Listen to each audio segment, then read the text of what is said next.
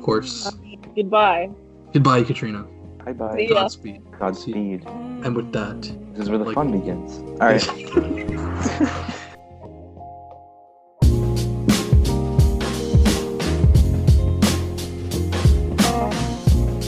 Hey everybody, this is Future Nabil coming at you from a low quality mic in the editing bay to just give a quick reminder to those tuning in or those who don't remember from the last episode, but this is going to be the second part of the recorded animated episode after Katrina had to leave, where me and Manny basically get into anything, everything, and a fun little game. You guys are going to see that, and once you get there, you can kind of play it by ear. If you want to follow along yourself with some images, that'll be posted on my social media stories, and it'll be highlighted there. You'll see it there boldly. If not, just take it all in. Strap in. I asked you to remember, this was very, very late at night. Me and Manny just wanted to keep it going, so a lot of funny hijinks will ensue. So, I'm going to put you right back into it, and just revel in some good old-fashioned fun on the Filmatic podcast. I'll see you guys on the next one. I'll see you in the next episode, and I hope you enjoy. Thank you. this is where Here we... Okay, boys night.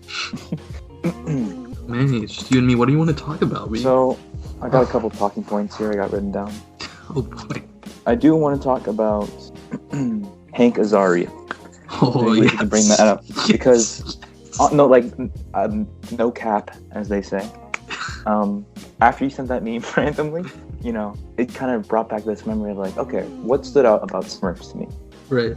And I went back, and I haven't seen it in 5, 6, 7+ years or whatever. But going back and seeing the physical comedy he does, his sense of humor type, and also the way he kind of brings this character, exaggerated character of Gargamel to life, Mm-hmm.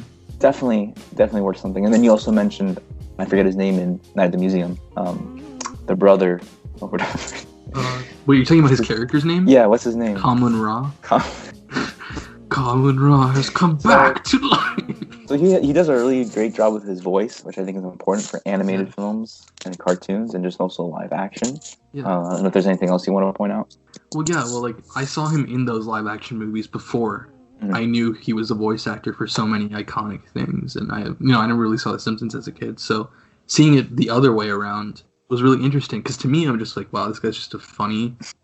Like he's like in my eyes in those movies. If you took his sample, let's just say those two movies, and you take two movies of the same stature from Steve Carell, let's say, Mhm. I would say he's almost as funny as he can be in movies. You know what I mean? Like, it's a very similar Mhm. type of comedy in the way that they treat their roles.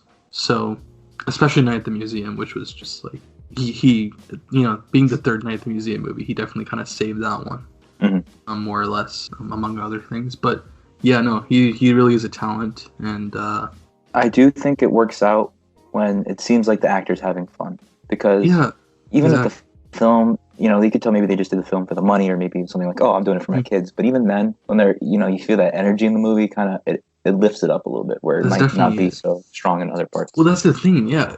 And that made me, especially after we had this conversation last week or whenever that was, like, I went back and like watched some scenes from Night at the Museum, the Brundon scene, and it does seem like it has that energy where it's like, these guys are just Ben Stiller, Hank Azaria, even in that one scene with Jonah Hill, it seemed like they just sat down and were like, let's write something funny, and they wrote it. You know what I mean? It has that kind of energy, and then that's the thing that I love, that I feel like is often missing from movies today.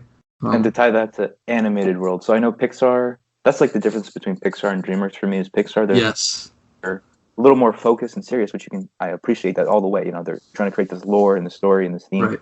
But DreamWorks, it's like, all right, let's do a panda, let's do this, and then let's throw a bunch of actors in this. Let's just have fun with it, Let's put De Niro as a shark in it. Let's do a mafia joke.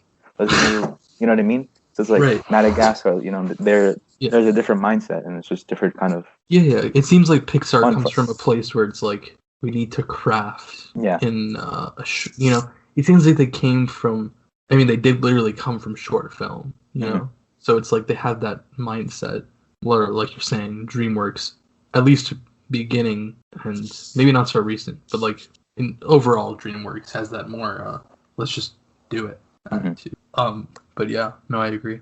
Pixar is more of like a fine wine. DreamWorks, I don't want to say seltzer, but it's got that fun energy. It's got like a I don't Smirnoff Ice, maybe. No, something like that. Like a. So, what else? So, what do you think about stop motion? Not stop motion. Motion capture in animated films, for example, Polar Express, and have you seen Mars Needs Moms? I think so. And I like this movie still, Monster House, where it's all because like you see the behind the scenes, it's them. Well, I think the thing is like it's hard to have a conversation about those recently. I mean, I haven't seen Tintin or anything, but like I forgot about that one. Yeah, I can't speak on that, but like those movies are like seeing those up until like middle school, like they blow your mind. You know what I mean? Especially like Polar Express, like that's crazy, But like I feel like. Now when someone posts a meme from Polar Express, I'm like, oh, this is as good as I remember. The one where the kid. Yeah. So it definitely probably doesn't. It could be. But the point is, I think for me, the technology today, if utilized, could be incredible. And maybe it is, and I'm just not, privy to it. But did you see A Christmas Carol with Jim Carrey? Yeah, I remember that. Yeah. That one was insane. Because there were some. I know exactly what you're referring to. That. I remember we had visited Disney World at this time, and it was like at Hollywood Studios, like they had a movie theater. I remember seeing it, but like the scary part was the fucking scene with the Ghost of Christmas Future. Yeah, that death, whole sequence. Right? Yeah, death, whatever it is. Oh my god, that's terrifying. Yeah, I haven't even seen it again since, but I don't want to. I don't want to at all. I don't. Oh, I think I saw it like in IMAX too, if I'm remembering. That was kind of effed. Like that movie, like. It's insane. Like I said, I've only seen it once, but it's still like thinking about it feels larger than life almost. The way that some of those sequences were done.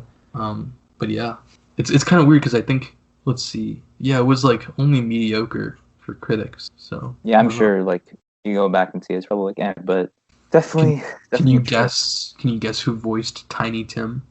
It is a famous actor. Famous, like A-list, B-list. I guess most people would say.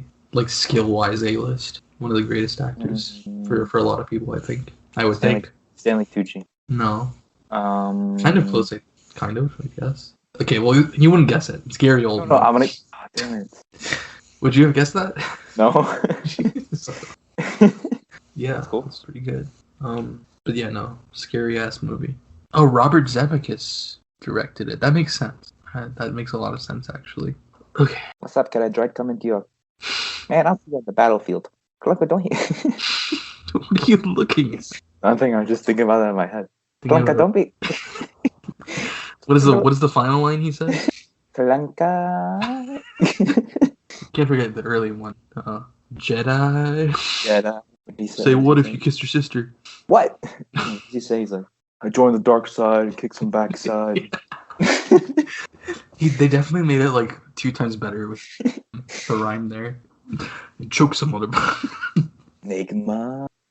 That one's no Nigma. Okay, that was a creative way. That was a creative way to do that. I thought they were gonna say like I heard that first part. I'm like, no way they put that in the video. No way they say it. It's over, Nigma. All right, what do you think of Horton Hears a Who? Oh, Horton Hears a Who. Slept on a little bit. Jim Carrey. I mean, I don't want to come out with that word yet. Slept on. Okay, it's napped on. It's maybe like someone took a melatonin pill and kind of passed out on it. Maybe maybe like a quick nod. In class, kind of sleep on it. But right. Yeah, I liked it for the time. I think that's Jim Carrey, and I think it's Steve Carell. Is the Who, whatever they were called. Jim Carrey plays Horton. Mm-hmm. Seth Rogen plays Morton. I don't remember who that is. Will Arnett plays somebody. Jonah Hill plays somebody. It's like I don't know who the people are. This is also from that time period where like all those guys were going to be in the same movies together. Where they're like they're comedies. That's kind of funny to look back. So I feel like that there's those films, those kind of comedies don't come out anymore. Okay. Did you ever see? This is one I never saw, but it was obviously dominating the YouTubes at the time. Sausage Party. I remember when it came out, and everyone's like, "Oh my god, it's so funny!" So raunchy. And And then there's like that end scene that everyone's like, "Oh my god!" When they all like have it. I don't even want to acknowledge what the end scene is. You want to watch it? Have you seen it before? I think I know what it is. Just look up Sausage Party end scene. Will it be on YouTube? Yes, for sure. I think it does start with an O. It's like I'm looking at the one. Oh my god! Watching it right now. Live watch. We'll obviously skip through.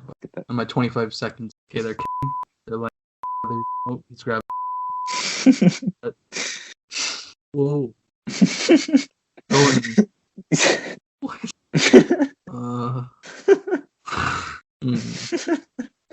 sure hope no one took kids to see this. I hope not. Oh, there's a kid, right? Or someone sit on me. Jesus Christ. You just scrub through here. What the? Alright, think I'm done. So, I mean, I guess it's, you go into a Seth Rogen movie, you get what you pay for, right? You like that link I sent today? Which one was that? I don't remember. You gotta, for context, you gotta read like 2 messages above it on Skype. Let's see. Anyone listen to Iron Man lately? If you haven't, you should. There's a video from 2016 of Shaun White shredding it to that song. Here's the link. Family Guy, Al Pacino maker. It's a good joke. I like the actual. I like the Family Guy. I don't like Family Guy. That is pretty funny. You ever see the Al Pacino Dunkachino? I'm sure you have. Classic. Also, that's another guy. He does whatever. Honestly, like. Does he have any animated movies? Let's see. I watched the You're Late scene again on YouTube. Irish. You're late. You're late. It was trash. You wear shorts. You wear a suit. Oh, Florida. What is this article? Al Pacino replaces Javier Bardem as villain of Despicable Me 2. That definitely didn't happen, right? That didn't happen. Apparently Pacino was set to be the villain at some point. That's really insane. Who's the final villain? It was Benjamin Bratt. Bet on it. Oh yeah, it is. El Macho. El Macho. Yeah. I would love to see Al Pacino in an animated movie. I'm honestly surprised. I'm surprised he hasn't, because it seems like he would have been in Shark Tale or something. He'll do anything. Is Irishman his most recent movie? I think it is. Anyway, all right. Let's get another good. No, he had that show. Yeah, you're right. Last movie was Irishman. I didn't watch it, but it looked interesting. Maybe it was bad. I don't know. Hunters. What, Irishman? No. Hunters. Oh, Hunters. Yeah, I heard about Amazon. That. So they were like Nazi hunters, and he was like the leader, whatever. Nice. You mean Uncut Gems freestyle vibes? Yeah, like at this point, it's just me and you looking something up, and then. Oh yeah. The trim silence feature is gonna come in handy on Audacity. All right. Male. I don't know. He says he doesn't know how to pronounce his own name. Male Nanjiani. Yeah, go to Google. Top questions answered. It's kind of a little fun. I'll give him credit. What attracted you to the story? Okay. Did you see that? Oh, did you see that video of like Netflix, like 2021 movies? Have you seen that yet? I kept seeing it pop up, but I refused to watch it. I know that there's going to be a Dwayne Johnson movie and Ryan Reynolds movie and all that. Mm-hmm. So like I know about the content. You see anything good? I mean, nothing that's like, oh shit, I got to see that. Like maybe like some of them might have potential to be interesting. Well, that's what I'm saying. Like, what is it, like one movie every week, right, for the year? Yeah. So like, yeah, you would think. I don't know. Doesn't seem very exciting. Something will come out of it. I don't know what, but that's fair. Yeah. Who do you think is gonna win the Oscar? Have they even announced nominations? No, but I just saw something today where it's like they're submitting Wonder Woman 1984 under every category. Oh, that's rough. Every category. That's rough for us. Yeah. I didn't even I'm not saying I was like, oh, I got to see this new Wonder Woman, but I feel like a lot of people were expecting, something good out of it. I saw the first part of it, and that was rough. The thing is, like, I want to, like, I feel like I have, sometimes I'm like, oh, I have a duty to sit down and watch it, review it, but I'm like, I can't. Like, if I, it's different if I post something and people are like, watch it, but, like, I don't know, dude, it was a really rough watch. It's like Captain Marvel tier almost. Well, actually, nothing as bad as Captain Marvel, but similar vibes. Which sucks because, it's like, oh, the women movies are what but it's not. Yeah. It's not that. You see my meme in the Skype chat about Sam's stream? Yeah. Okay, I'm on this site. Oh, how did you make Zack Snyder a cartoon? I didn't make that. That apparently is real. That's a real image of what his cameo was going to look like in the movie Spider-Verse. He's in Spider-Verse? No, he was going to have a cameo in Spider-Verse, and that's the model they were going to use, but he got cut out. I'm not even kidding. Not that I'm against the cameo, but why? Is he like why does he look like that? He beat like why? Yeah. Can I talk about the Snyder Cut? No, forget it. Not coming. I mean, it is coming, but it's me. That's a riot. Oh, don't say that. That one, dude. They predict it. They predict it. Okay, so I'm on entertainment.com. They have a award seasons tracker, early winners that they're predicting for 2021 Oscars. Okay, so they're predicting these are the nominees: Nomadland, One Night in Miami, Minari, First Cow, Small Axe. I've only heard of Minari. One Night in Miami is and Cow. Yeah. One Night in Miami is basically. Oh yeah. Yeah. Muhammad Ali hasn't even come out yet. Yeah, none of these have come out, I think, besides First Cow. So that tells you something. Minari looks interesting, right? Maybe. I mean, I don't watch trailers, bro. So I'll just bank it off of. But I think so. Rumor is you think they're gonna give the best actor to Chadwick Boseman for Ma Rainey's Black Bottom? I haven't seen it. So okay. I don't think they will. I mean, will they? Well, here's someone else that they're saying could be nominated, which I think is good. Delroy Lindo for Da 5 Bloods. I still haven't seen it. So you saw Da 5 Bloods with me? No, I was supposed to, but I ended up working or something. I know when you're talking about when you and Evan watched it. Maybe you were there. I know. I was not there. I swear. No, stop. I swear to gosh. Someone else was there. Jeff or someone maybe? I don't know. Oh, no. God, it's gonna bother me. Okay, I could have sworn you were there. You should watch it. It's really good. I know. Delroy Lindo is insane. I don't know how you haven't seen that. Best Supporting Actress, Maria Bakalova for Borat. I mean, that's like the only new movie I saw this year. So. I would say she deserves it. Yeah, that's not a bad nomination or prediction. So I think what we're learning is, last year you and I were talking, Oscars are whack. You think COVID finally is putting it to rest more and less? I think it's certainly shown how much that the industry is ramped on publicity and pot and virality of films, and really it's just all marketing. And you look into the circle of like maybe not the Oscars, but at least like the Grammys and Golden Globe. It's all based off of campaigning first. Yeah, it really comes down to money, and then sometimes it works out for a good film. Sometimes it's just all about the Benjamin. Well, you can never forget how in 2017 or whatever there were black actors boycotting. I remember that. Chris Rock. But then in 2018 they're like, all right, Black Panther Best Picture to like make up for it. Like I said, it's all about I think it's used more as like a status quo or more of a. I don't want to sound like one of those guys, but sometimes it's kind of an agenda for them. Yeah. So I don't know. I think I said this in that episode. Just watch whatever you want. Yeah. Don't let a statue tell you how nice it is. Yeah, there you go. Yeah. Cool. With that being said, the Filmatic Award. Dude, we should do Filmatic Awards. Yes. For what? For movies or for? For everything, right? We could do our best movie, worst movie.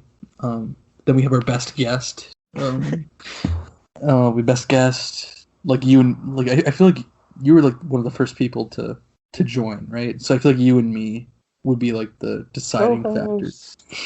Co-host, my co-host Manny Rea here. Nominees for best recurring guest: or Connor Park, Jeff Williams, Connor Park, Casey, and the best one. We need one more. And shit, who's it? Darian? Maybe, I don't know how many. And Darian. You gotta have one nominee who's like. And Bo Agrawal. And yeah, there you go. And Bo Agrawal. The winner is. This is actually kind of. Yeah, I don't know about any of those. Maybe Ben. I mean, I've actually never. Has he been on one? He's been on one. He was on one last time when he was going to do Austin Powers, but no one got on. So him, and Tenzin did a freestyle. But yeah. The nominees for worst guest. Careful. Okay, yeah, I think we can agree on. I believe. Oh, it seems you gotta be. Or just remove that.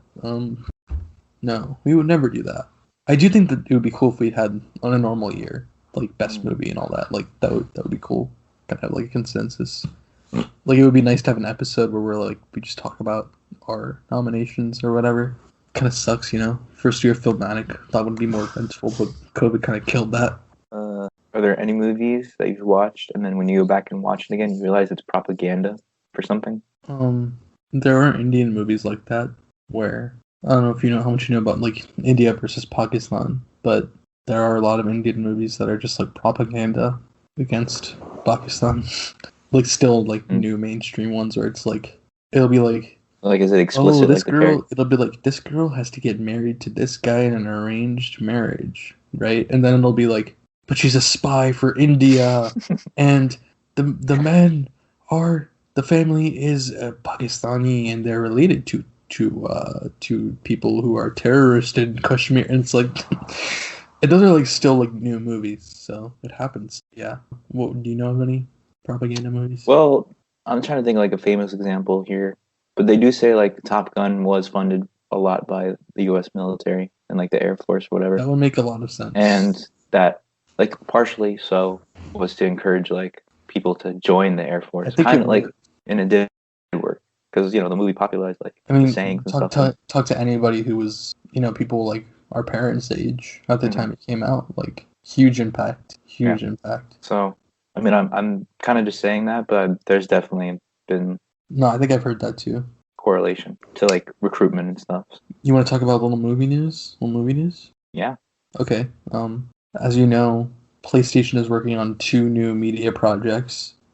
First of which is Uncharted, starring Tom Holland. And I saw that on his Twitter or something. He's like 14/1/21. Everyone's like, oh my god, Tom's talking about Spider-Man. But in reality, he's probably just talking about like an Uncharted trailer. Or that other movie. Cherry trailer. Dead Walking. Cherry? No. Dead Walking or whatever with Daisy Ridley. Like that movie that's been in development hell for like 3 years, and now that's going like, dude, God. I still stand by my point. Cherry looks so stupid. Cherry. It's the one where to be like a big problem. Yeah. Like I saw they posted like some Twitter promotional like clip trailer thing. Cherry. It's like, put the money in the bag. He like holds up a dollar bill and she's like, it says like, I have a gun on the dollar bill. It's like, I don't know. I just can't see Tom Holland as a threatening figure in my mind.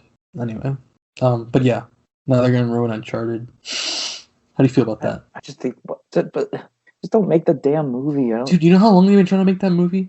No, I know. I've been talking to Ben Harveyson about that shit since like 8th grade. I swear. It would always literally you can look it up. There's this whole history behind it. We can talk about this. People like think it's interesting because there are movies like this in another episode. But they went through so many directors since like 2015 for this movie. This movie was supposed to come out like 5 years ago. It's insane. Really interesting developmental history. Oh, speaking of movies that have been in whatever for 5+ years, FNAF movie started production hell. FNAF movie started filming. I'm not joking. No. I'm not even joking. Stop. So I guess we're getting 2 bangers this year in the video game world. So the other video game that PlayStation is translating to, Last of Us HBO show. It's pretty. How do you feel about that? I mean, it sounds like it's just gonna be a Walking Dead show, right? Yeah. Zombies basically. And whatever. Who do you think they're gonna get to play? But is it gonna be? It's gonna be Joel and whatever her name is. The girl. Well, it's supposed to be like an adaptation. Yeah. Gerard Butler and Hugh Jackman is my guess. And yeah, I don't know. Yeah. Well, I mean, yeah. You go. I'm gonna say I do think that HBO is the best way they could have gone with that for sure. I feel like HBO has the highest potential to make it good. But what's been the most successful video game related film or movie or film or show at this point? I couldn't tell you. Let's see. There's Mortal Kombat from 1995. Yeah. There's Resident Evil, Sonic, which might actually be the highest grossing, but Sonic, Warcraft, Super Mario Bros, Detective Pikachu, which I guess that one was kind of that's definitely probably the highest grossing one. Assassin's Creed. Like I just don't understand. I don't understand the point of redoing these stories when they've been perfect. Well, they've been that's what really pushes my buttons about the Uncharted one. Because the entire point of Uncharted is it's supposed to be like a movie and a video game. That's the point of any. It's like supposed to be an homage to movies. To Indiana Jones and all that. To Indiana Jones. Oh, speaking of, they're making an Indiana Jones game. I saw that. That seems interesting. And which is also just going to be Uncharted for Xbox, right? And also, EA doesn't have the license to the Star Wars games anymore, which is well, they still do, but no. Or they opened up. Everyone does, yeah. Ubisoft is making a Star Wars open world game. I'm sure that'll go great. As they say, what does he say? There is another. No, that's not what he says. There is. Like I still don't understand the point of translating a video game into a movie when most of the time the point of playing the game is enjoying that. It's a narrative at the beginning, you know. You're trying to get that because like video games experience. 90% of the time, video games should not be able to because they're a different. There's a different point to way. Them. Yeah, exactly. You could never translate gameplay into movies because it's not the same thing. It's like trying to. It's like trying to divide by zero. You know, just doesn't work. The point of the game is, you know, half of it is the story. The other half is what they do to make that story, you know, played. And then when you put that in a movie, it's just gonna be generic. Like, could you make freaking like I don't know, Battlefront 2 a movie? It would just be no. It would just be Star Wars, I guess. It would just be I don't. That's a bad example. Like, you know what I mean, like. What about Horizon Zero Dawn? The movie. There you go. No, I mean I haven't played it, but no, I mean I figured. I tried playing it. It sucks for me personally. I don't like it. Okay, don't hate me. I don't like it. But no, it wouldn't work. Because you can't translate upgrading gear and the RPG. You can't translate an RPG into a movie because it doesn't work. Other news: Deadpool 3 is officially coming in the MCU, rated R. Nice work, guys. Dude, you can't tell me that Deadpool wasn't the king of, like, everyone thought Deadpool was awesome 5 years ago, you know? Oh, yeah. Deadpool, like, the whole character and his whole snarkiness and his fourth wall breaking, like, people worship that. Yeah. But I think at this point, it might be a little overplayed. I agree. Certainly. You go. I think the only reason it appealed to us in the beginning is because of our age. Our age, and also that there wasn't that many. And then now that we had one, I don't think Deadpool 2 is bad, but not for the reasons that people like Deadpool. It's good in other ways. It's good because it's a nice story. I like the homage to comics. The humor isn't terrible. There are some actual funny jokes in there. But I know what you're saying. The reason that most people like Deadpool, because he's edgy and he's F you, I'm Deadpool. Like, fuck that. Anybody who stands Deadpool movie or comic character and we can bleep this out. LJ was like, yeah, you know, I was like, yeah, no, I was reading this comic, and he's like, oh yeah, no, I don't really. I've been starting to get into comics. I've been reading all the Deadpools. Like, it was never intended to be. You know what I mean? It was never like. I feel like anybody who does that is just. You know what I'm trying to say. I think people. There's this meme you've probably seen. It's like people. It's like a lot of people worship these characters for the wrong reasons. And it's like Deadpool and Walter White and like Rick Sanchez and Scarface. It's like, yeah, like the character is fun and edgy, and that was the purpose in the beginning, and that's why the movie did so well. It was the first time you saw a rated R superhero movie like that. But then, you know, everyone else is going to copy that, and it's just going to be overplayed, and then you just kind of look dumb wanting to be Deadpool. And actually, I want to go back and see the second one. I saw it once, but I do remember actually liking the story. Like, I thought it was kind of just. I think in many ways the second one is better than the first one for that reason, because the first one is so much more trying to be like that, and I like that the second one felt much more. It felt like they gave the creators more room to grow the character. Yeah, because like people who are like, oh my god, Deadpool. Can't wait till he's in the MCU because he's gonna be like F you Tony Stark, and he's gonna hump Black Widow, and he's gonna like are you are you a sixth grader? You know what I mean? Like it's not like, you know what I'm trying to say. Like the character needs to grow. It doesn't need to stay just what we got and be, you know, stupid funny. Because I have a bad feeling that might be what it's just gonna be. So we'll see. But the other hand in that is maybe not, because. Is this anything you know about Disney? It's they don't like mixing. They don't like taking any chances with that rated R shit. Mm-hmm. So I have a feeling they're going to distance him, even though he'll be in the MCU. They're probably going to distance him well away from any of their properties. Like, you know what I mean? Spider-Man's not going to show up in Deadpool and all that shit. But yeah, anyway, that's happening. They're going to be filming next year, so they're still a ways away. So, how much do you know about Ray Fisher? I'm stalling. Ray Fisher. He's the actor who plays Cyborg. Oh, yeah. Have you heard anything about his controversy? Okay. This has kind of been going on for a while now this year. Or, sorry, last year now. 2020. So, Ray Fisher plays Cyborg. As we all know, Justice League was...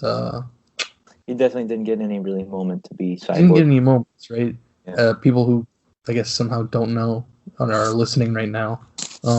Justice League started being created by Zack Snyder. Zack Snyder left due to creative differences and personal family issues. So he stepped off, and they brought in Joss Whedon to refilm and reshoot the movie. Other thing you need to know, man, you know Jeff Johns, right? Yes, of course. Okay, this guy wrote a lot of comics, some of which are regarded as pretty good, from what I understand. And he also happens to have a major role in the entertainment side of DC since the cinematic universe kicked off. Okay, so when Joss Whedon stepped on to do all the reshoots that ballooned the budget of Justice League to one of the biggest budgets in movie history, Ray Fisher has allegations, and this is very complex. I recommend if you know to read more on it and not just take it. Just kind of try to summarize it. He claims as of last year that he was the target of discrimination, racial discrimination, on-set harassment, and just an overall toxic work environment on Justice League under Joss Whedon and Jeff Johns. And he says he wasn't the only one. And he was the only, from what I understand, the only cast member to take a public stand on this. And he called out director Joss Whedon, Jeff Johns, and another producer. And he is also targeting or blaming, or however you want to say, DC Films president Walter Hamada for enabling these people. And so basically he's been on Twitter and on social media from last year, kind of just trying to tell his story and get Warner Brothers to fire and or reprimand some of these people. Now, it's a very long thing. I recommend you read more about it, but it's pretty insane because he was calling these people out. They were obviously saying that none of it was true, making up other stuff about him, or so he claims. It's a whole long thing, but the most recent news is that they officially confirmed to have dropped him and rewrote the script of the Flash movie to remove Cyborg from the movie. And that's the biggest news. So that's the movie news this week. I had never heard about that stuff he said before. Yeah, I really recommend at all.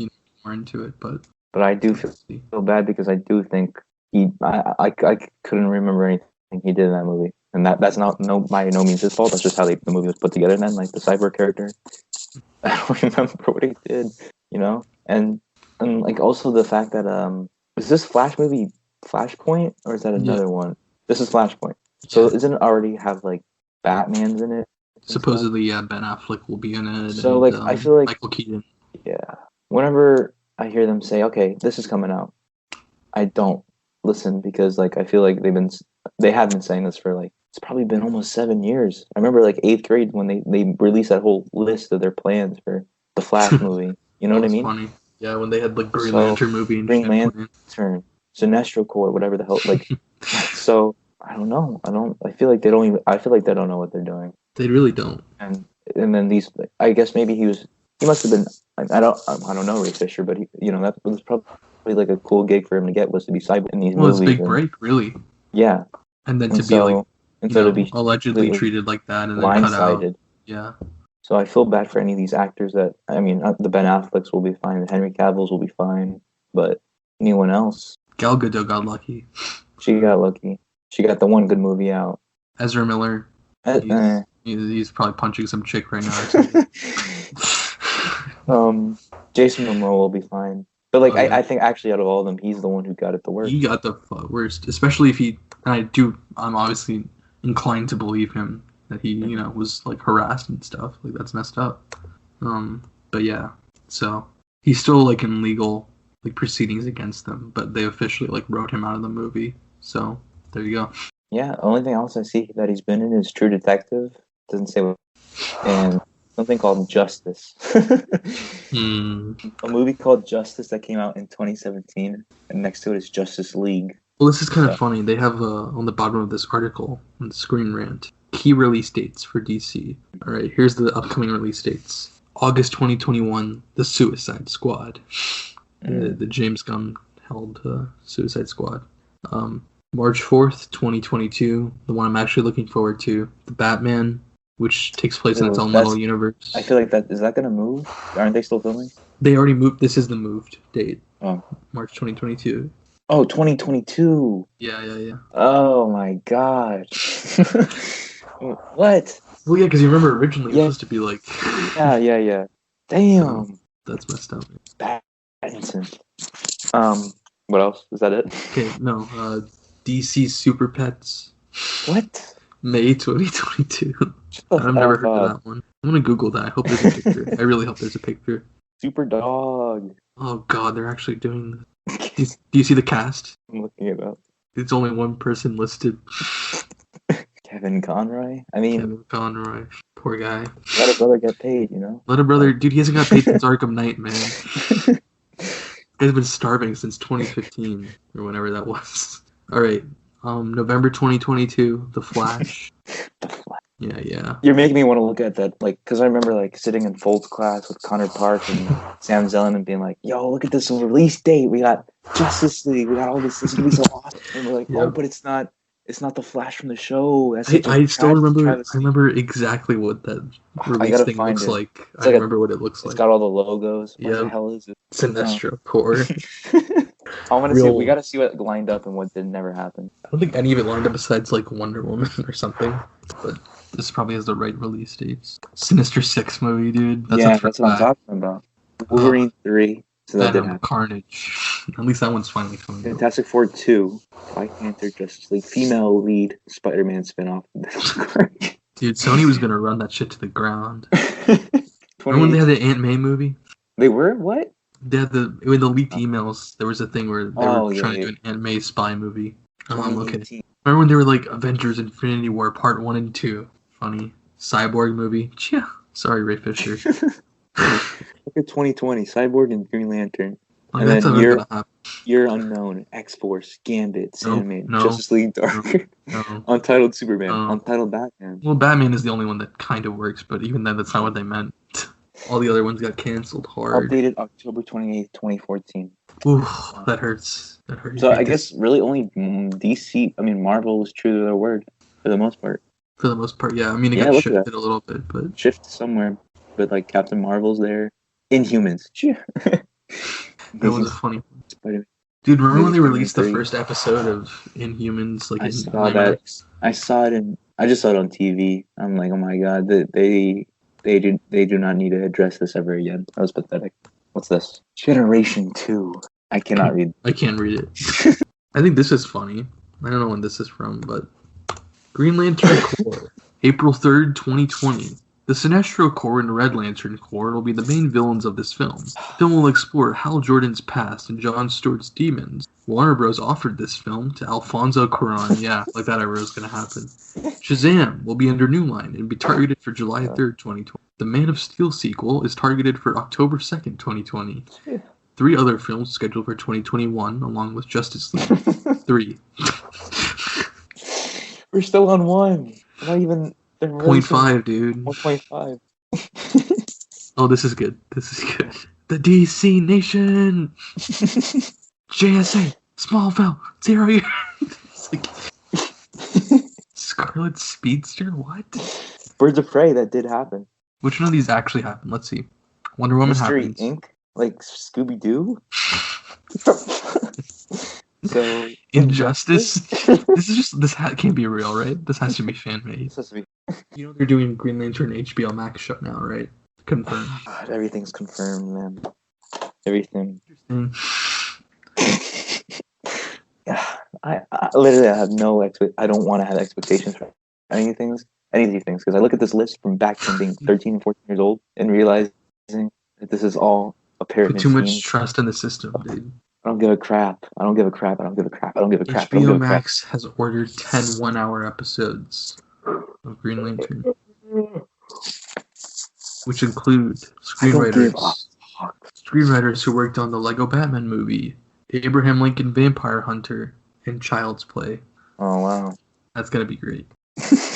Also, did you hear James Gunn already got greenlit for doing a Peacemaker TV show based on the character that John Cena plays in the Suicide Squad? I'm not gonna say anything. What's the point of saying anything? They are so quick to, like, you know what I mean? They have the money because it's Warner Bros. Like, they got the money. It's like they're so quick to just like, okay, yeah. Let's do another show. Yeah, let's do another. Yeah.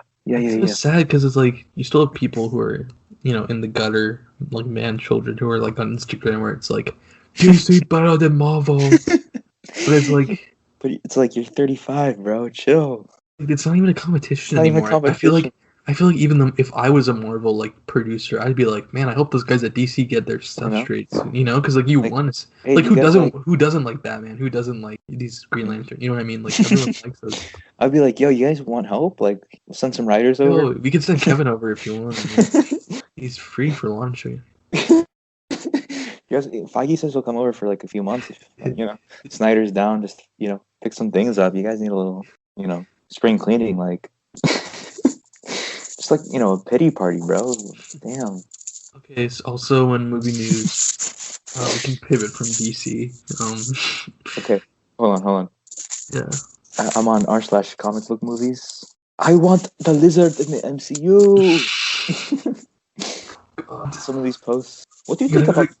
I don't even want to read this. You gotta go to Comic Book Cringe. Oh wait, I don't know if it's our subreddit. Oh my god, what about Morbius? I forgot about Morbius. Morbius got delayed.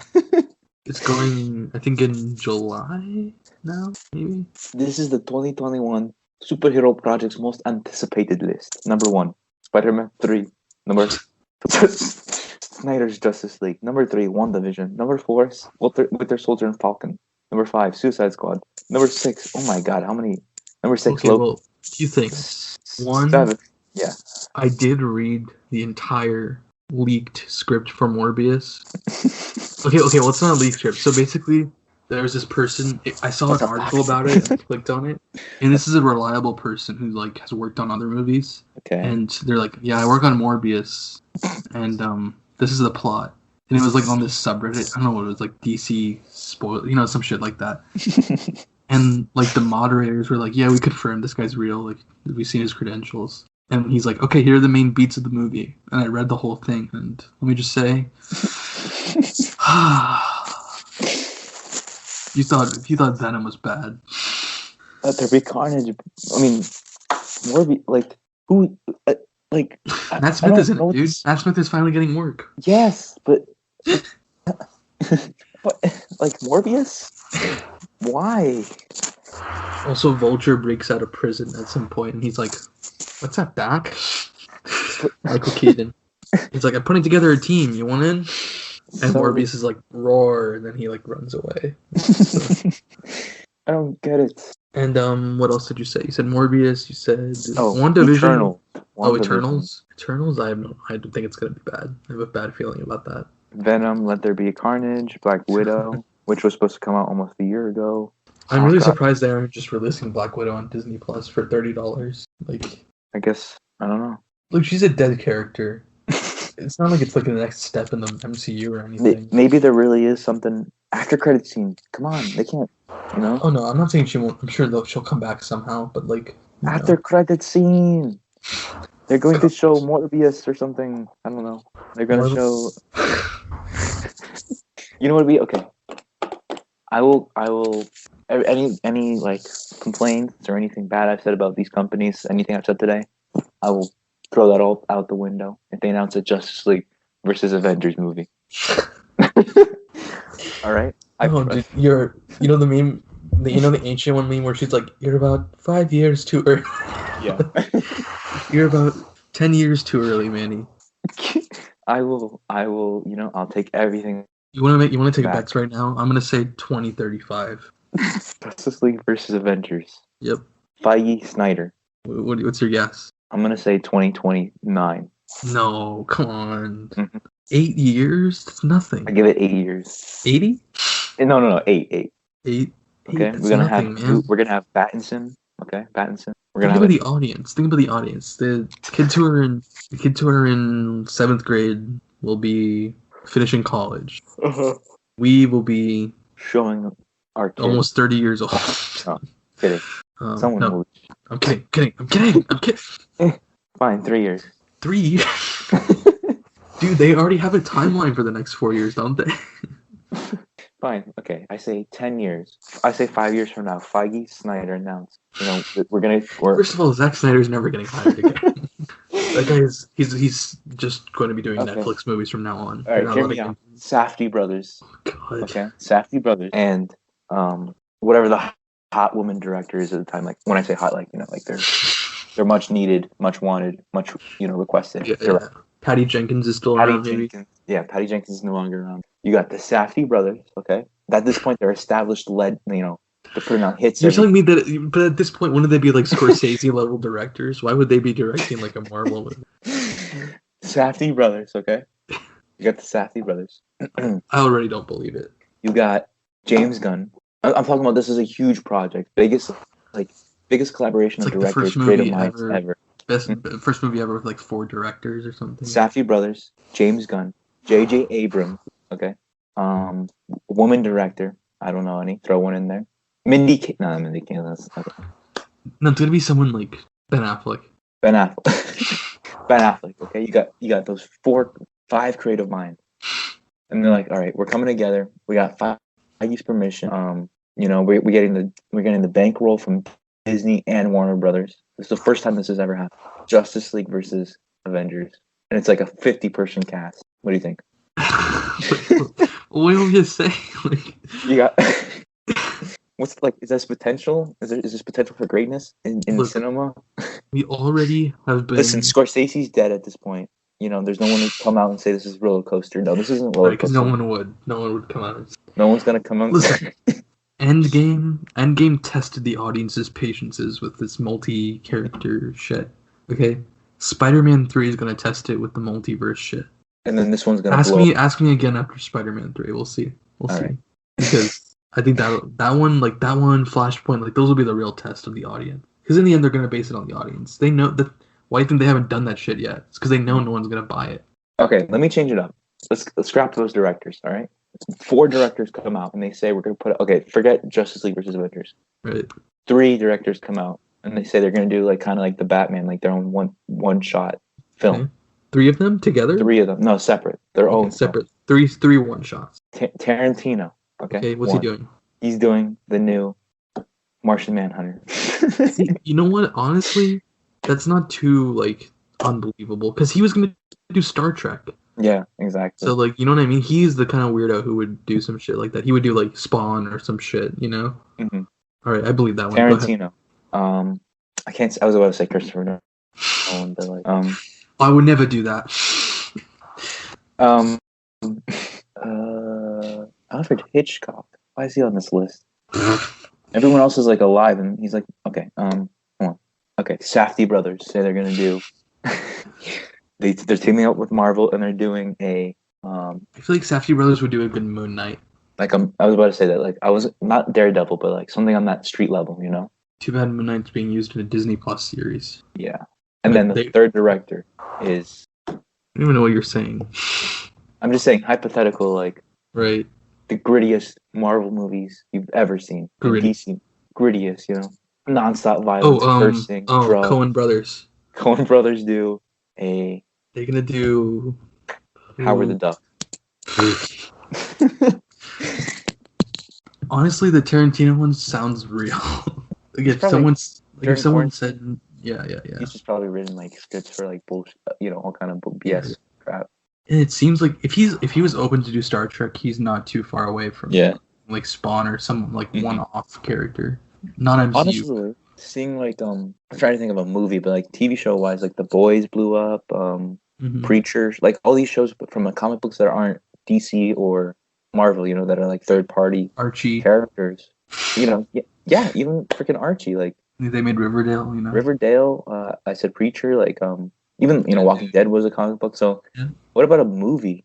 I think the last one that came out was probably like Judge was just called Dredd, but the Judge Dredd one with Carl. It's actually kind of funny. I mean, it was cool. Yeah. But what about like like I feel like a Tarantino, one of them. Tarantino could do Hellboy. Exactly. I forgot that one came out, the new one. But like something like that, Yeah. Something like a not as popular franchise could blow up like that. How do you feel about this Spider-Man 3 nonsense? Do we have confirmed Alfred Molina, confirmed Jamie Foxx Electro, rumored I'm gonna say reported, meaning like it's likely based on the reporting. Reported Willem Dafoe, reported Tobey Maguire, reported Andrew Garfield, reported Kirsten Dunst, reported Dane DeHaan. Okay, well, I wouldn't mind if a majority of those were like cameos or like one-off like little moments, maybe. Do you think that's what it'll be? I don't even know how else they would fit everyone else into, Well, here's my prediction, right? It's the beginning of the movie. Oh no, my secret identity is out. Doctor Strange, I need your help. Right? Yeah. Doctor Strange, because they made the point of saying, like, from what I've seen, like, Kevin Feige's like, Multiverse of Madness and WandaVision and Spider-Man 3 are going to be tied together, So I think that they'll be like in the middle of some shit, or Doctor Strange will cast some spell or some shit in one of those movies that affects that movie, right? Okay, anyway, blah, blah, blah. Identity problem is solved in the first act of the movie, okay? But then, bim, bam, boom, portals start opening up, and Spider-Man, Tom Holland, starts going through different shits, right? And either his reality changes, or he goes into like a different like universe or reality or whatever. And then within that, you'll have like alternate versions of Dr. Octopus and Green Goblin, and then there'll be a new big bad, whether it's like those people teamed up, and then Andrew Garfield and Tobey will show up. I don't care at this point. Whatever. At this point, I just want to see the Tobey scene, Like that's it. Like, I just think it's I'm surprised they're really banking on the fact that they did a Spider-Verse thing already. Like, will people react? Well, because it was received so well. It was received so well, but like, I don't know. It almost seems like they're repeating themselves with a Spider-Verse. Like, I don't know. It's kind of weird to me. My opinion, you know how we feel about this new Spider-Man movies on this podcast, right? I think they know that. They know to an extent. They know to an extent. In my opinion, at least, that what plays a role in it is that Tom Holland's Spider-Man always needs another character to lean on. He had Iron Man before for 2 movies. Iron Man's gone for sure now. He was barely hanging on the far from home. And now they're saying that Doctor Strange is going to be his mentor. They literally said that in the new movie. Plus, not only are they banking on that to make money, right? Because listen, why did Far From Home make so much money? A, because of Endgame just happened, and B, as part of that Tony Stark influence or whatever, right? And that's the reason that Homecoming also made a lot of money, was Tony Stark was in it. So they're like, how are we going to make money now? Okay, this kind of level of money, right? You bring in Doctor Strange, there's your Avengers tie-in, and you bring in Tobey and Andrew to get the people who don't like Tom Holland's Spider-Man. I think that this is going to make a lot of money. I agree. That's my take on it, or my view on it, what it seems like is happening. You have all these people, you have people who like Tom Holland who are going to see it because of Tom Holland and the Avengers tie-in. You have people who are meh about it, but are very loving of the Raimi movies, who will see it because Tobey's in it. And then there's the one guy who loves... You have the 2 guys who like Amazing Spider-Man. They're going to come see the movie too, Also, Emma Stone is reported to be in it, so there you go. Also, I saw... Yeah, go ahead. Like someone's like these last 2 Spider-Man movies don't really have their own identity as Spider-Man. Yeah. It's always got to be something else. Well, yeah, well, I mean, we know how we feel. I can't believe. Yeah, but what was I saying? I also saw something. What did I see? Oh, I saw like multiple things on Twitter, like real things of like Sony Latin America and Paramount Espanol, like verified Twitter accounts. Like they have tweeted about like Tobey and Andrew being in the movie, and it's just like real like verified accounts. So it's like it's pretty much confirmed at this point. It's just a question of when they're gonna drop because that like Tobey and Andrew will only be in it for 20 minutes, and they're just gonna use all that material in the trailers. But I know. I mean, I know Tom is a busy guy right now, but has he started filming for that? No, they started filming in November. Oh shit! I remember because he posted there was a video that was like trending where he's like, "I just landed in Georgia in Spider-Man 3." But I don't know. What do you think? You think that's gonna turn out good? I can't answer these. I don't know. I like any of these movies gonna turn out good. Sometimes they knock it out of the park. Can you agree surprise everyone that you're at least it's gonna get your butt in the seat to see Toby again? But yeah, clearly, even if like even if they do a bad job putting him in and Andrew back in, it's still kind of you kind of just want to see his face, you know? Yeah. At the end of the day. No. Either. I'm just gonna look up movie news. Tom Holland confirms first Cherry trailer arrives tomorrow. So that's what he was talking about. Oh, Cherry? Bruce Willis responds to Don't Care. Ray Fisher. Oh, you're looking at Screen Rant, right? Or maybe. Yeah. I pretty much gone through Screen Rant. I might switch. Anthony Mackie shares no. Martian Manhunter actor. Nope. I don't even know who's gonna be in this. He's the general. That's the twist. Is that he's been the general the whole time. What? You know that guy? He's been in Man of Steel. He's been in Batman v Superman. The black guy? Yeah. He's Martian Man. Apparently, he was Martian Manhunter this whole time. They don't know what they're doing. Well, no, that's fully Zack Snyder. Cool. Thanks, Zach. Thanks for putting my favorite Justice League member. Okay, here's something. So I was on me of this. You know how Michael Keaton is coming back for Flashpoint, right? For Batman. He's coming back.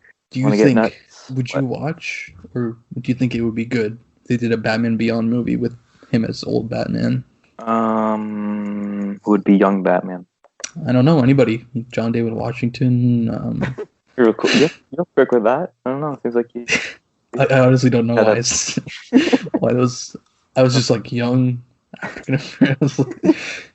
Jay-Z. Jay-Z? No, Jay-Z's too. I feel like they would do a rapper or something. Maybe like. You know what I mean? I can see it in the news. Yeah. Let's do that. Let's do a little fan casting. We got Michael Keaton and then a young black. Okay, it doesn't have to be black, but a young rapper in the role. Well, no, it's Batman Beyond, so he does, right? I don't know. I don't remember the guy being black. Pretty sure he's black. That's why I said John David Washington. Anyway, let's do something else. Let's do All right, they reboot. Wrong, but yeah, go ahead. He looks like he's Caucasian. I'm just misremembering. But too much Miles Morales on the brain, you know. I'm down for Black Batman. Yeah, let's get it. Who would be a good not Terry McGinnis, like Black Bruce Wayne if they recasted him? Denzel? I don't know. I feel like that's like anyone could say that. Idris Elba as Black Batman. I think Denzel's too old at this point. I'm saying for like a normal age Batman. Normal. Idris Elba. Maybe, yeah. Oh, there's always those pictures of him as Green Lantern though. You know, that's true. That's so basic. They've been doing this since 2015. What happened to the Rock's movie? What was it? Black. Oh, Black Adam. They're doing that one. They got like their hands full of so many. They've been talking about the Rock one for a long time too. Remember? I feel like I've seen so much fan art that at this point it's just real to me. You know? Yeah. I just remember that there would always be posts on Instagram in like middle school where he's like, I visited DC Films today headquarters and we had a great conversation about the direction we want to take Black Adam. Yeah, there you go. That's official.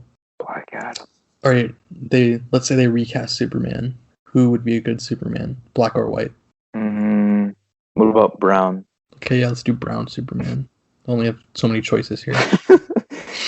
I guess that it would have to be Kumail Nanjiani, right? He's ripped out. It has to be someone who's in shape. Shit. Well, I mean, if Kumail could do it, I think most of these guys could do it. Yeah, they can dedicate.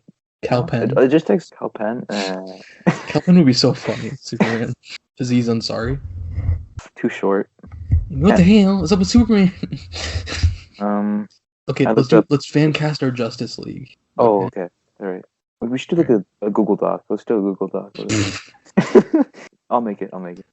What's the benefit of using Google Doc? Because we can put pictures and like make cool graphics. Watch this. And then post it on Filmatic Podcast on Instagram. JL Fancast. Share that. So we got Superman, Batman, Wonder Woman, Green Lantern, Flash, Aquaman, Hawkgirl, Martian Manhunter, Green Arrow, So what should be the twist? Like, does each one have to be a different ethnicity than they already are, or like, what's the twist? Or does there have to be a twist? What if we just? We can do one. Oh, okay. We can do one like ethnic character, and one what would be another good one? A twist. Good twist. Okay, so one ethnic character. What's up, guys? Whoa. Guys. You just beamed in from the intergalactic interwebs. Casey. Bro, am I on Filmatic right now? Yeah, you're. Yes, you are. Casey, welcome. On the Filmatic podcast right now. Bro, yes, put your email in chat. You're joining this. Well, I'm honored to be here. I just I want to take some credit. I think this is the place, Chief. No, I'm just fucking with you. But you know, I miss y'all. I miss the Filmatic podcast. I hope that's coming back soon. I've been watching a fuck ton of movies lately. I've been wanting to talk about it, so anytime you want to do a Scorsese podcast, go start. Oh, okay. Yeah, Manny, you can start formatting this Fancasting, and then we can let him talk about. We can talk about Scorsese for a little bit. All right, go ahead. I can't say for long, but give me what you got. Yeah. So I recently I had seen some Scorsese films, but I decided that I wanted to watch all of his. And I was trying to watch one every day. I've been somewhat successful in that. I've watched about 16 of like 22 at this point. Dang. And I think he's just my favorite filmmaker, for sure. Recently rewatched The Departed, Wolf of Wall Street. Incredible films that, they get praised, but I don't necessarily think always to the degree that they even deserve. Especially Scorsese's underrated films, like A King of Comedy. Probably my favorite Robert De Niro performance ever. I have some questions. Yeah. Have you seen Raging Bull? I have seen Raging Bull. I love that. That's my personal favorite. I was wondering what you thought about it. It's my number 3. I'll give you my top 3 right now. They're all Scorsese De Niro films. King of Comedy number 1, Taxi Driver number 2, Raging Bull number 3, and I'll give you my 4 and 5. Wolf of Wall Street 4, The Departed 5. Departed is one of my favorite movies of all time for sure. It's incredible. Like the storytelling in it, I think that it's truly like to show everything that happens in it is so unexpected, and like the theatricality of it, of like playing like with dramatic irony, it feels like so fucking like Shakespearean. It's crazy. Yeah.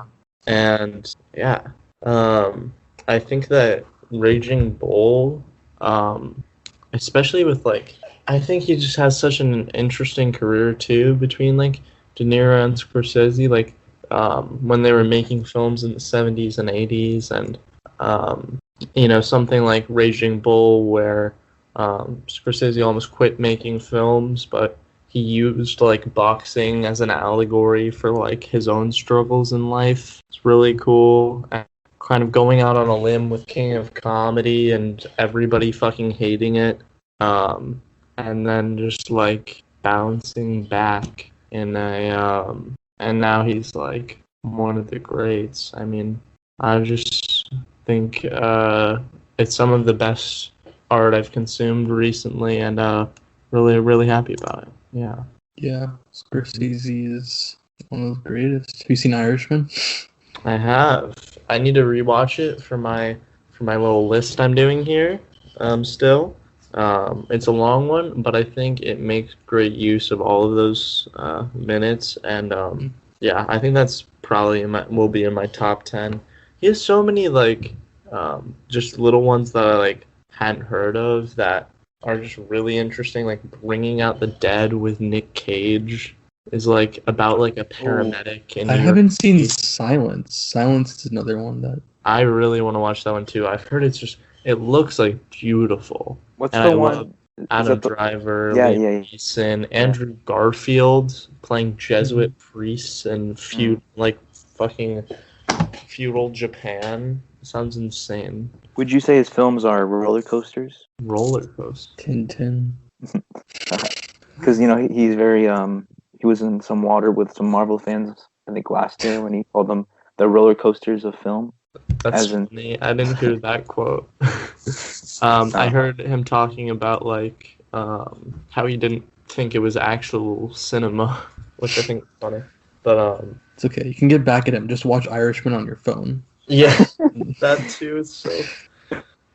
Looking, I always saw this this picture on Twitter that was like watching Tenet, and it's someone put it on like a fucking iPad Nano from like 2007. It's good. All right, I do think I gotta go. I'm having withdrawals, and I really need to take some credit. So, should we bleep that out? Or? Bleep that. I'm having bleep. I really need some bleep. Yeah. And it's cool. Nice little intermission. Yeah. Yeah. I'm sorry if I interrupted. Whatever. I'm looking forward to listening though. And that was scary because it was like a third voice. I was like, I thought I was hearing things because it was like, yeah, no. All right. I will see y'all. Good night. All right. Good night. See ya. I love my fans. I'll be back on the podcast soon. All right. Oh yeah. All right. That was fun. Well, that Fantastic. was nice. All right. Back to the Fancastic. Fan. All right. I'm done. I put some, Okay. smaller members, but I think that'll be fun. Okay. All right. Yeah, we'll narrate these and also probably post them. So we can both just post in the same bubble. I'll let you. Okay. Well, we should talk about it too. Image, I'll be the yeah. So I'm gonna pull up my picture from my ethnic Superman. Okay. And narrate this while you're doing it. So actually, what I'll do is I'll describe them first, and then I'll put the picture in. You know what I mean? I'll be like, so I think this actor would be good for this reason. That actor, and then let me think. What do I want for Superman? And does this have to be like? Can we agree or like? I don't know, because like it depends how serious we're being. You know what I mean? I'm not being serious at all. Okay, all right, good. I am being serious. Like I'm gonna stick with those guidelines of ethnic and gender change. I think the listeners will be able to tell which are serious and which aren't. Yeah. You know what I mean? Yeah. Can I go ahead with mine? Is that okay? Sure. So for my Superman, this is an actor who's taken on superhero genre before. In fact, he's going to be taking it on again with a twist. However, I do think I would love to see him interpret Superman, because he could put a comedic take on it, but also a dramatic one, as we've seen so many of his performances. Ladies and gentlemen, don't blame it on the alcohol, because Jamie Foxx is Superman. Let's see it. Thank you. Oh, wow. Can you top that? You got that in the wrong box. Oh. I like that. Jamie Foxx, that's an interesting choice. He's definitely, You know what I mean? He would bring like, hey, what's up, I'm Superman? But like also, you've seen him do those dramatic ones too. That's so it's true. like Exactly. He's the perfect mix, I feel like, to bring a funny but also nuanced take to Superman. Hey guys, I'm looking for mine. So that's my ethnic change for Superman. We're ethnically cleansing the justice. Don't quote me on that. So I just want to let you know, like I'm trying to think of the physicality of the character as well, as long as what you chose with the the drama and also just a new twist. So I noticed he's definitely beefed up in the last couple of years, and I think this guy has he hasn't acted at all, but he's got the charm, definitely got the ladies, and he's definitely got the girls. I present you Aubrey Graham as Superman. Wow, Drake is Superman. What do you think about that? That's a good one. That is a good one. Because honestly, he gives me like Superman vibes. Like it's very much. He does. Like, girl, I'm here for you. Yeah. I need a one kryptonite. Like there's so many. He definitely. And, dude, think about the soundtrack. They would profit so much. So. Drake's newest album is going to be called Certified Lover Boy. Mm-hmm. They can change it to Certified Superboy. Superboy. The last son of Krypton. I don't need a one. So that's fine. Turn the S upside down. All right.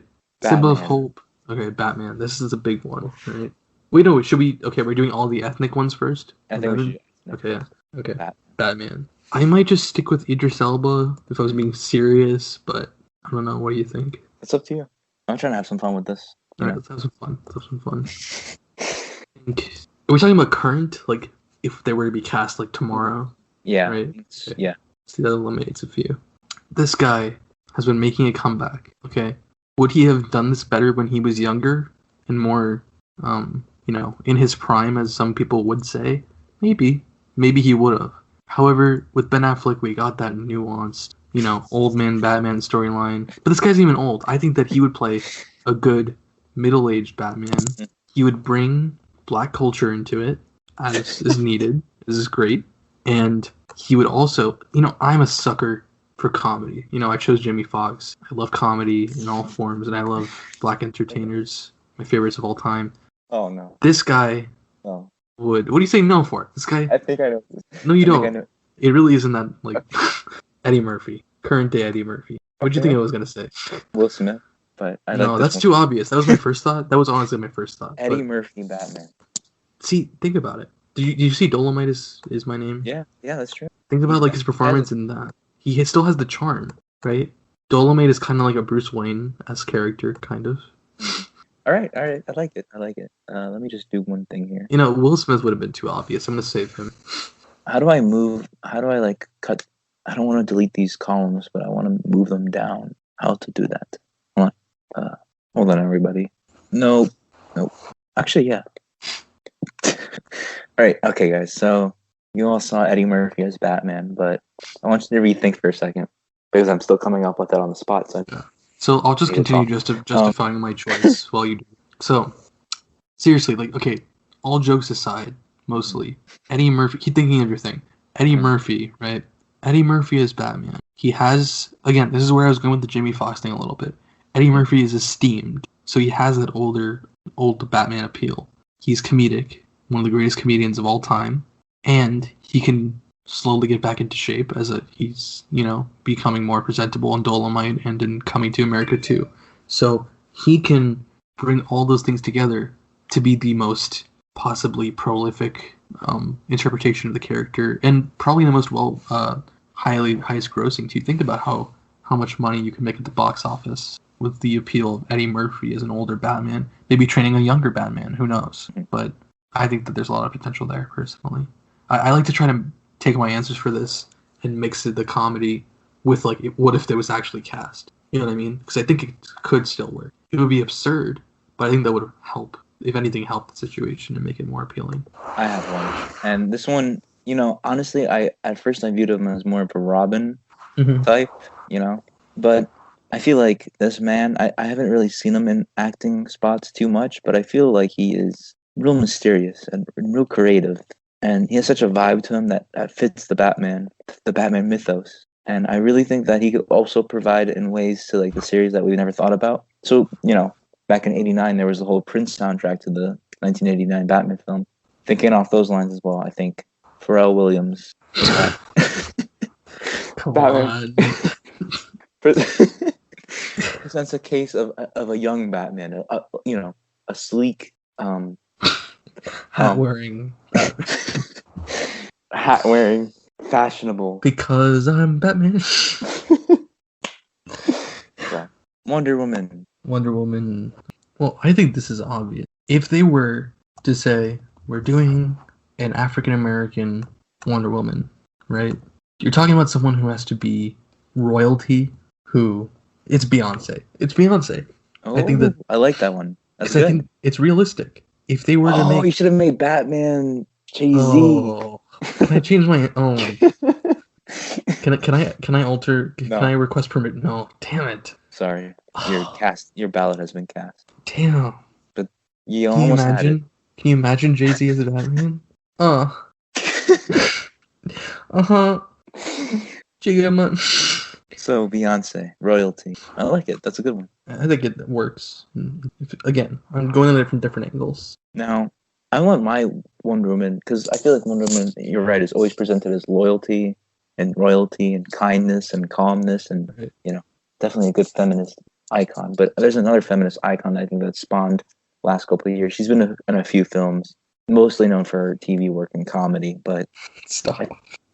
What? Sorry, go ahead. But I think she's also got this serious, bite about her that she'll fight back just like Wonder Woman.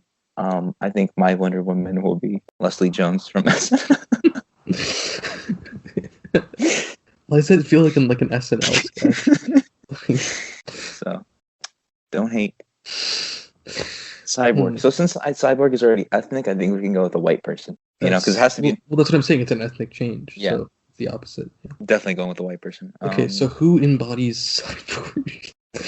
That's a rough one. We going like movie? Let's just, Well, let's interpret it how we want. Okay, Yeah. So for me, I'm gonna think who could fill Cyborg's shoes in Justice League. As little those shoes were. Okay, I think I'm having an idea. I have mine. So my Cyborg, the way I see Cyborg is that he's a man stuck out of his time. He's in this cyborg body.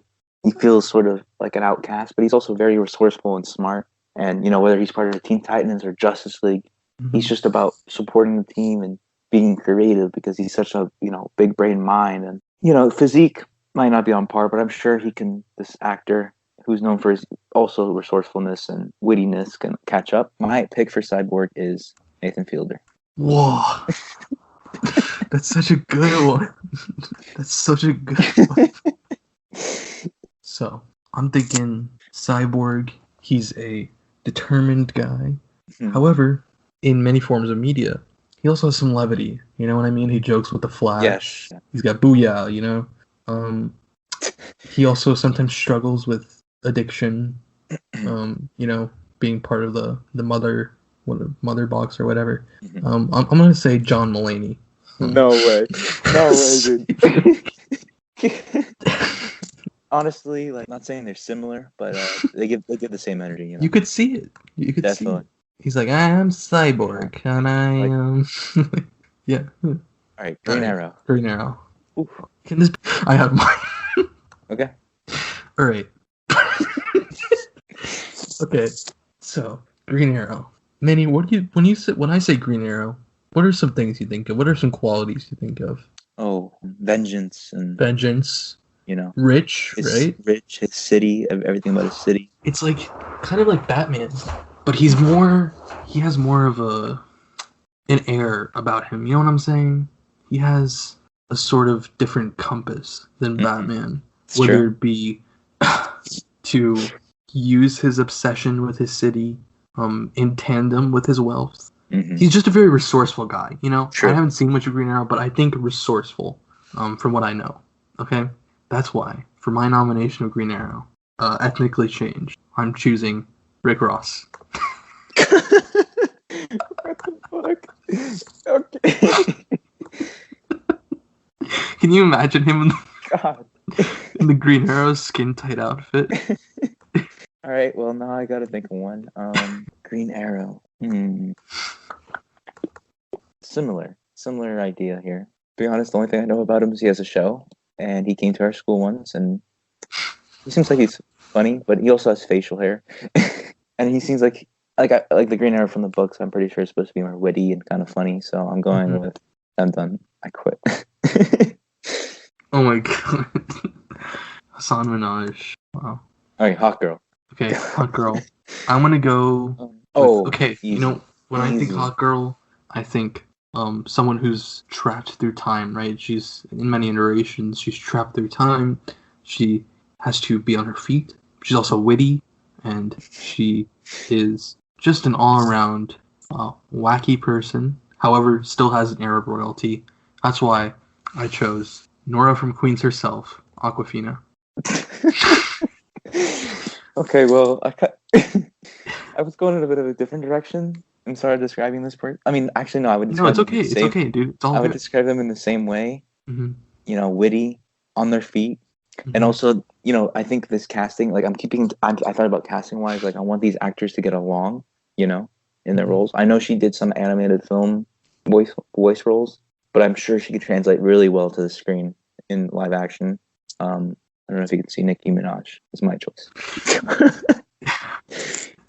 She was in, I think she was in Ice Age or something like that. So, but also I think her and Drake could. Yeah, that you're right. He That's could be my- a good Hawkman with her. Okay, Martian Manhunter. Martian Manhunter. Okay, So, hold on, I got this. He's already black, right? Like his human form. Green, bro. Talk about his human form. Okay, yeah, I guess. His human form is black, so I'm gonna go with a white. Or, okay, another Asian. I mean, whatever. He's green, whatever. I don't care. Okay, okay. I have mine too. You can go. Okay, so Martian Manhunter. Okay, he's cold, calculating. He will do anything to adapt to human life to fit in with us. Am I right? He will adapt to his prey or to whoever he's observing or however you want to put it, and do what he has to do. This is important. Has to do to fit in. Okay. Now, would you agree that sometimes to fit in, you have to go against the grain? Sometimes you have to be really obvious so as to not be suspicious, correct? Okay. That's why my Martian Manhunter is Jack Black. That went in the wrong place. Jack Black. Okay. Think about it. All the times that Jack Black's going crazy on TikTok and just going like that's just Martian Manhunter, dude. I'm not gonna lie. I was thinking about how Martian Manhunter is, he's a manhunter, right? He's an alien. He's a foreign, and I think the most striking thing about him is his face and those eyes, very darty red. I want an actor who can express in their face only. I was thinking about a film I saw recently where, watching him in the background when he's not a main character, but just his facial expressions show everything about you need to know about the character. And there are moments in this film where he is at the forefront and you can feel the energy and the way he breaks. So I chose the guy who plays I chose this guy. No. That's not my picture. No, I accidentally put the Nicki Minaj picture again. Hold on. Hold on. I think I see something in his eyes and I think he would do really well. So I'm going with Steve Zahn. Otherwise, oh my god, what the good. I like that. Steve Zahn, the famous actor who played Frank Heffley. Great. All right. Aquaman. Aquaman. Okay. Okay, when I think of Aquaman, who do we think of? We think of a very large, strong man. Am I right? Mm-hmm. However, I'm not saying we should change that. Why should we change that? That's who he is. Mm-hmm. However, what we need to do in film is showcase a more nuanced and subtle approach to who becomes Aquaman. No, I'm not saying we do a kid Aquaman. No, I'm saying maybe adolescent, young adult Aquaman, okay? Mm-hmm. Now, in order to see Aquaman grow into the character we all know and love, we need to start with someone who maybe doesn't fit in quite so well, who maybe gets bullied a little bit, even as a young adult. I'll spare you the rest of that. I think you get where I'm going for. That's why my fan cast for Aquaman is Karan Brar. Most well known for playing Chirag Gupta in Diary of a Kid. That kid in Jesse. I also wanted a young person. And it's the same idea, like, we don't need we need something different with Aquaman. Right. It's always We've seen the same Jason muscular. Momoa. We've seen him, yeah. We got that idea. I wanted a kid.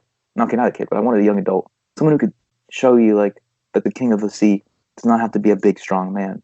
But he still has that I don't even know his real name, but I choose this guy. Okay. I don't see anything. Okay. I choose Sway Lee. I think Sway Lee encapsulates everything we need to know about. Is he the one who, like, accidentally posted a picture? Yes. So, okay. Oh, I already got my flash. Can I do that one real quick? Your flash? Yeah. If you scroll okay, there's another one. Okay, yeah. You have your flash. Let's hear your flash. I know he's had some lines about I don't know if he's a fan, but he's had lines about other DC characters. I think he's more likely, like, to punch you real fast. Mm-hmm. The baby is your choice for flash. That's what made you, just because he's like a fast fighter? Is that what made you, like, he's quick to pick a fight? Like, I can see him wearing that costume and just have that big old smile on his face. I could see him like sitting at their I don't know the name. Do they have a name for their base? Whatever Justice League base is, I could see him sitting. Yeah, they do. I think Hall of Justice. The Hall of Justice, Yeah. So. It's funny you chose Baby, because I also was thinking of another rapper.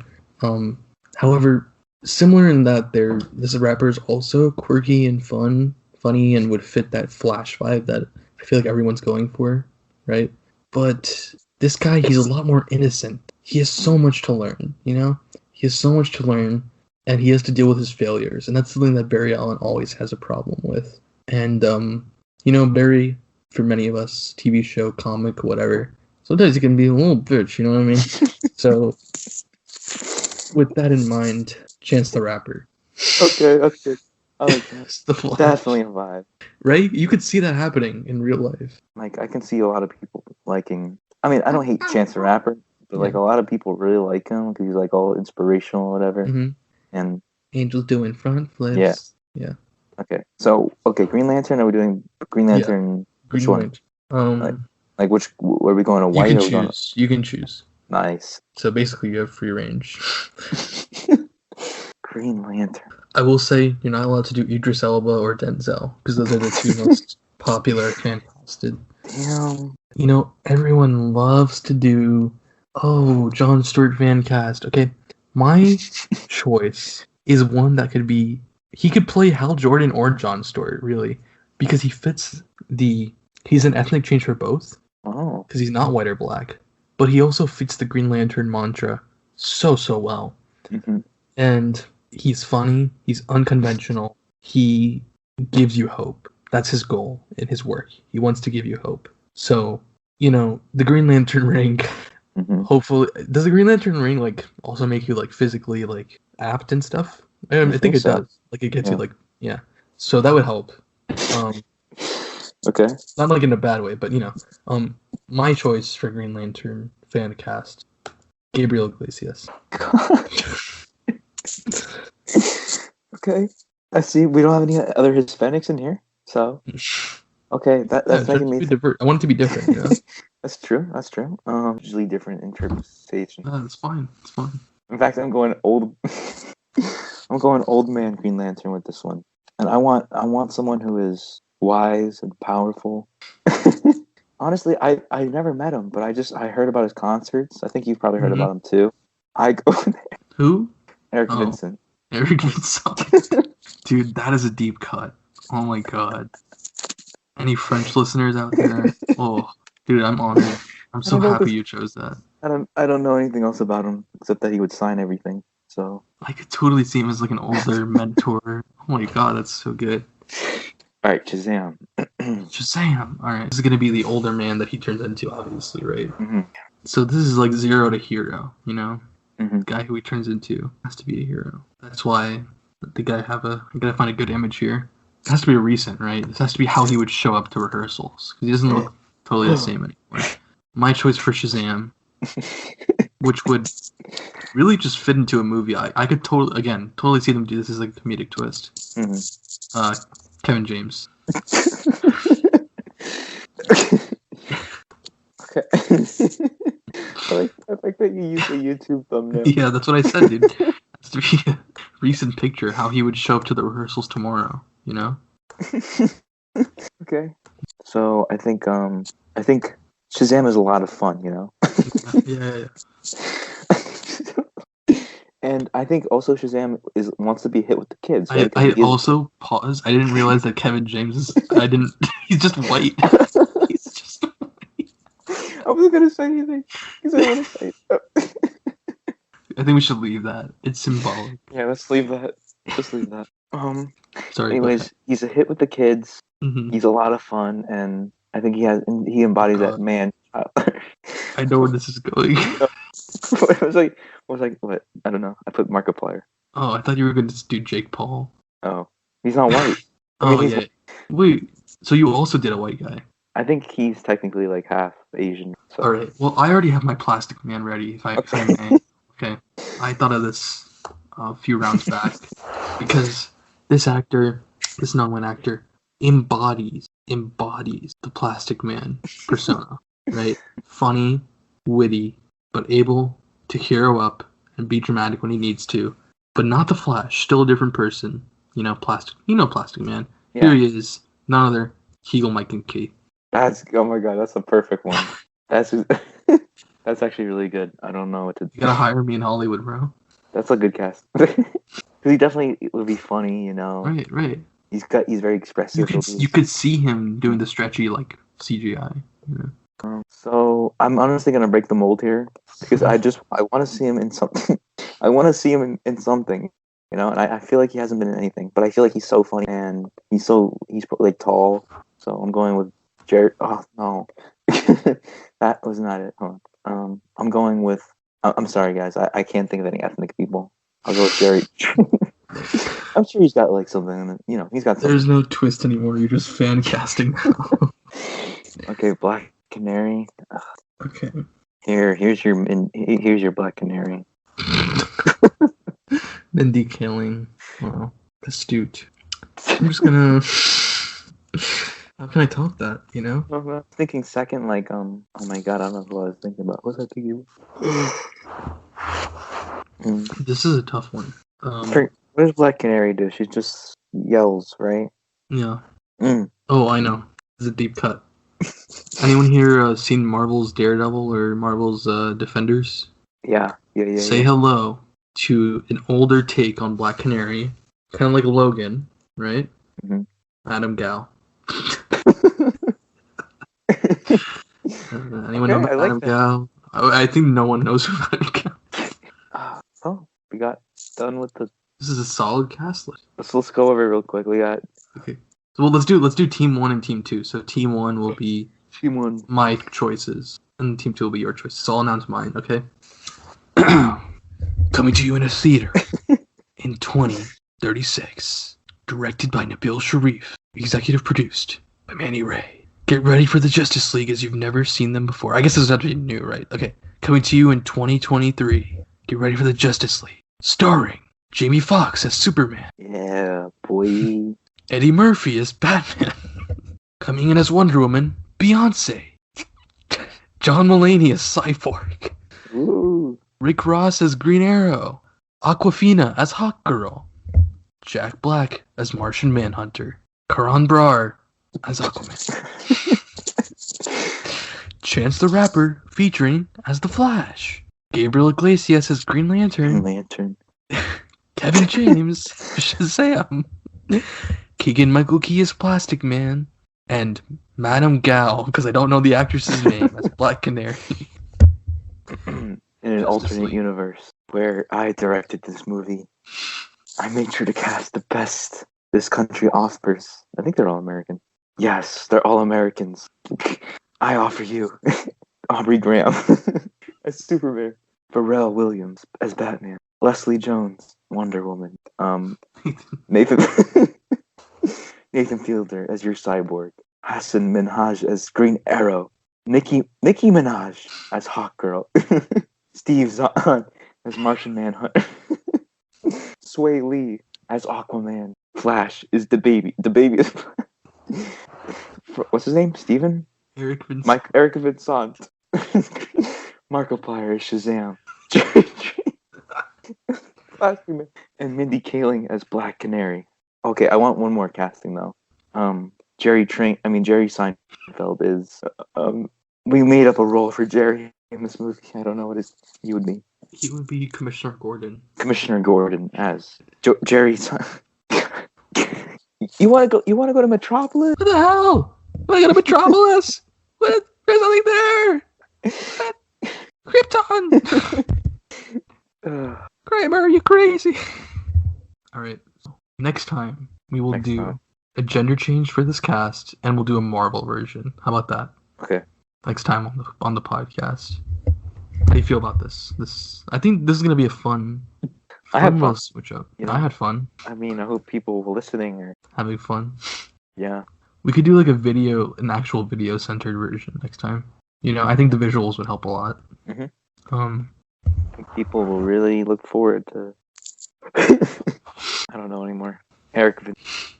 I'm gonna look him up. I don't know anything about him. I feel like it was disrespectful. Sweet old man. Did he pass away? No. No. Eric Vincent. Oh no, that's Eric Vincent Scott Sr. Sorry.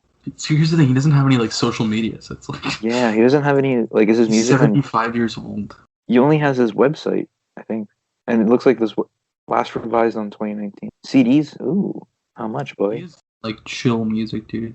Who, like, what was his connection to Pineview? Like, did he know the person? Madam Carr, like, somehow, like, was able to, like, you know, have him as a contact, and she would always, like, ask him to come. Obviously, they would pay him, but, you know, she would get him to come. Because after Madam Carr left, he didn't come, so it's messed up, dude. He has, cool. He's got 50 monthly listeners on Spotify. Jeez. Should I drop him a follow? I don't know. Dude, you should actually listen to some of his music. It's really nice. Je suis fatigué. Je suis fatigué. Il n'est plus de crocodile. He does this sweet, like, good bass line with that one. It's like... He has one called Lula. Don't know if that's good. Yeah, that's a good one. Lula. I still remember them. I don't even, like, listen to him, like, actively. Like, kind of just want to buy a CD just to support him. He's probably, like, quarantined somewhere in France. Mm-hmm. Making wine or something. Cool. Yeah. He also had this song about Haiti. It was kind of like, you know, like We Are the World? Mm-hmm. Where it's, like, for Africa. It's kind of like his own song he made about, like, kids in Haiti. It's like a slow song. It's like, Haiti. And, like, everyone would, like, wave their hands and stuff. Kind of like felt like the end of a movie, you know. Just looking at his list. Dude, Seon's a stream right now, guys. Go check out Seon's twitch.tv/Seon's. I might just hop on Seon's for 5 seconds. It might be time to hop on Seon's after just this. For a little bit. Actually, let's just go now. Wait, alright, yeah, so let's wrap up. It's like we're forgetting that there's a podcast. Literally, this is like some shit we would just do on our own. Hey, everybody. Hey everybody, hope you guys liked that fan cast. If you like that, we'll be Is it even listenable? Is this listenable content? Like, for like the last hour? Because like, we kind of just... I mean, I tried my best to narrate it. I think it's... I think that it's not like as good as if you could see it, but I don't think it's unlistenable. Yeah.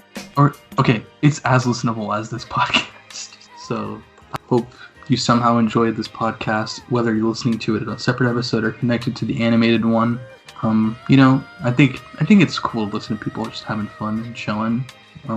So yeah, new ones are coming out soon. We'll get back on track. Thank you for listening. Any last words, Manny?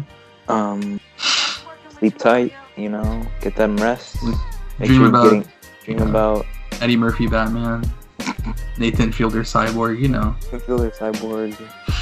Kevin James as Shazam. Rick Ross. Green Arrow. Yep. Purple Arrow. Okay. All right. Yeah. All right. All right, guys. Peace out. See you on the seance.